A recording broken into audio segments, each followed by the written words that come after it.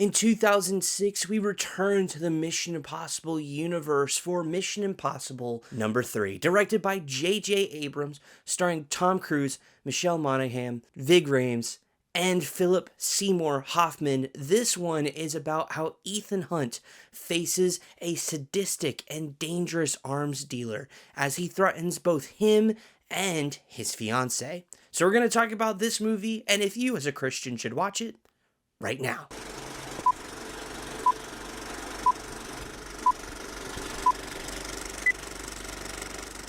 Hello everyone and welcome to the channel. I'm your host Tim, and we exist to help Christians live in the world, not of the world, by utilizing our convictions in the movies and shows we watch. Mission Impossible 3 is rated PG-13 for some intense sequences of frantic action, some disturbing images, some menace, along with some sensuality. So I'm going to go over the Christian conviction meter. This is just some convictions that may prevent you from watching this film, any theological themes that might be present within Mission Impossible 3, and wrap it up with a personal review from yours truly. Without further ado, let's head over to the Christian conviction meter. If you're brand new here and don't know what we're talking about, the Christian conviction meter is a series of 5 categories of 5 convictions that may either hinder or impede your relationship with Jesus. Ultimately, we want to make sure that you follow Jesus to the best of your abilities here on earth. So, we want to make sure that the movies and shows we watch don't deflect or distract away from that relationship. Without further ado, let's head into our first category. In terms of violence and gore, this one is kind of basic Mission Impossible style action. There's a lot of explosions. There is a bit more kind of gunfighting in this one compared to the others of the Mission Impossible franchise.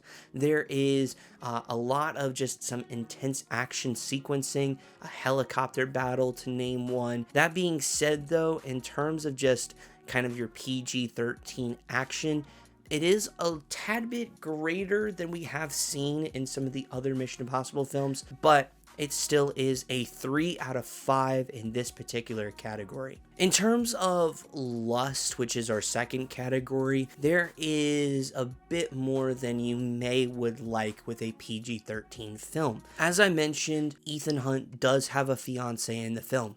That's not a spoiler, it's literally in the bio for the film, or the synopsis rather, not the bio. But what I am saying though is that there is some moments of passionate kissing. There's a moment in the movie where they're lying in bed together, or they're sharing a kiss, and that eventually shares in taking off clothes. But there is no nudity whatsoever within the film.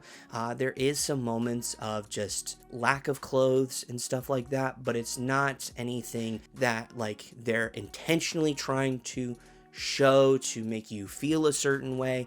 It's just kind of a minuscule part of the story. It's not thrown in your face, so to speak. But again, there is this relationship dynamic, which is new to the Mission Impossible franchise.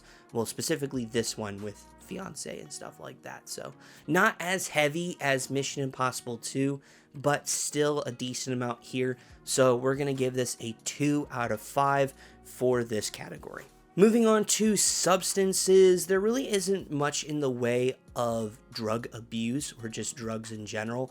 There is a character who does light a cigarette at one point during the film, but other than that, it's a few parts of alcohol within the film. Early on in the film, we see some beers and champagne that are a part of a quiet house party, a celebration, and of course there is also a few drinks, namely wine, a part of a later sequence within the film. But because of these things, this is also a 2 out of 5 on this category as well. Again, there's nothing like super ridiculous about it. It's just a few things throughout the film. Moving on to profanity, this one, I feel like, and this might just be a me thing, this film doesn't have as much language or profanity as some of the other Mission Impossible films. There are a bit of language here within the film. Hell is used quite often, kind of in a cursatory sense. Again, I'm pretty sure it's not a word, but whatever. We're going to use it. In terms of actual curses, actual foul language, the SH word is used. The BI word is used mainly in the verbiage of son of a, and so that's used. The A word's used a couple times. The DA word is used a few times, and a couple of those times is God DA. So, but other than that, there really isn't anything else. There's no F-bombs. There's no other kind of language being used here, but we'll give this a 3 out of 5 just to be on the safe end for this particular category here. And our last category is intense and horror scenes. Straight up, no horror is a part of this film, so that is a big plus. But there is some intense sequencing. In fact, I would argue this is the most intense Mission Impossible film.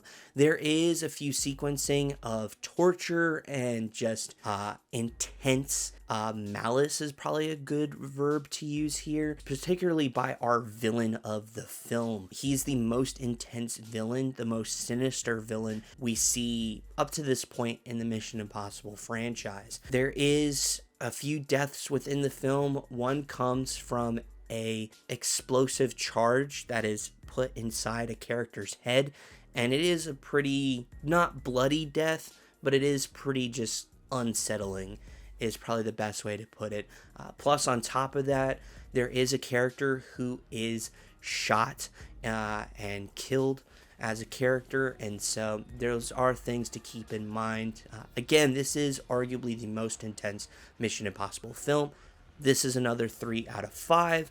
It's not overly scary, or I would say overly intense as some of other different projects, but this is, for the Mission Impossible franchise, the most intense one. And our total for the Christian conviction meter is going to be a 13 out of 25. This is comparable to the last two Mission Impossible films, which are around this area.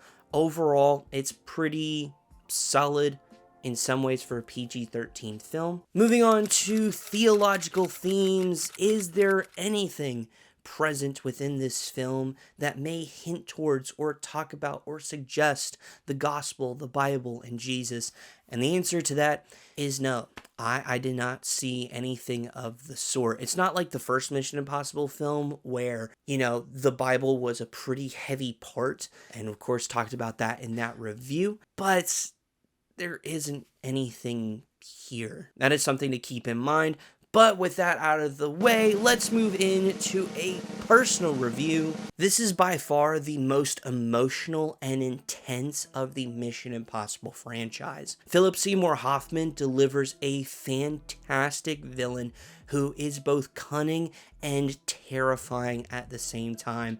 It is definitely a intense, and in fact the most intense of the Mission Impossible movies in just its nature and the gravity of the film and the situations Ethan Hunt, Tom Cruise's character, is going through within this film. Overall, it has a solid story, some really solid action as well.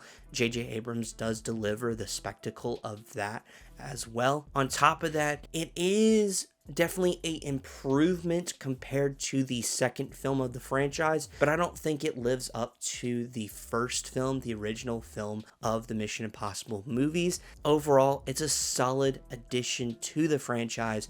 I'm going to give this a 7.7 out of 10. With that wrapping up our time here, like I said, it's a 13 out of 25 on the Christian conviction meter. It is a 7.7 out of 10 on my personal review scale, and that's my thoughts. So let me know yours down in the comments below. Let's chat all things Mission Impossible 3 down below, and while you're down there, consider liking the video and subscribing, all that good stuff. It just sends us out into the algorithm, allows us to reach more Christians so they can utilize their convictions in the movies and shows they watch to ultimately follow Jesus better. But before we exit today's video, there are a few suggestions over on the screen here of some different videos. One is the previous Mission Impossible film we reviewed, so feel free to check that out. With that being said, we'll see you all in the next one.